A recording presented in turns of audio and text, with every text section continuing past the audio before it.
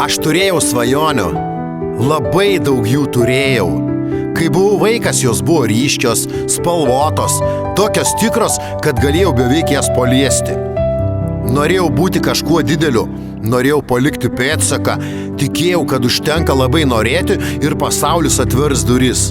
Tikėjau, kad svajonės išsipildo tiems, kurie jas brangina. Bet paskui žodį tarė gyvenimas. Tyliai, be įspėjimo, jis padėjo ranką ant peties ir pasakė: pirma pareigos, pirma kiti. Ir aš išėjau, dirbau, tylėjau, sukandęs dantis kentėjau.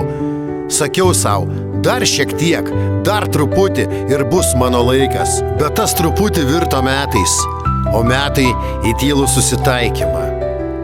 Kai kurios svajonės miršta negarsiai, jos neišsprogsta, jos tiesiog išblėsto lyg liepsna be deguonies. Lieka tik prisiminimas, kad kažkada kažko labai norėjai. Ir klausimas, o kas būtų, jei būčiau pabandęs? Ta klausimą nešiojasi visi visą gyvenimą. Bet žinot, ką supratau?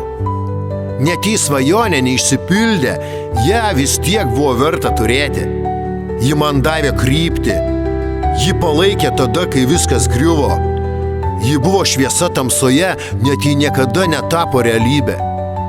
Ir galbūt svarbu ne tai, ar ji išsipildė, o tai, ką ji manyje pažadino. O jeigu liko nors viena svajonė, kuri dar užsena kažkur giliai, vadinasi dar nevėlu. Nes svajonės neturi galiojimo laiko. Jos tiesiog laukia, kol mes vėl drįsim jas prisiminti. Real Dreams.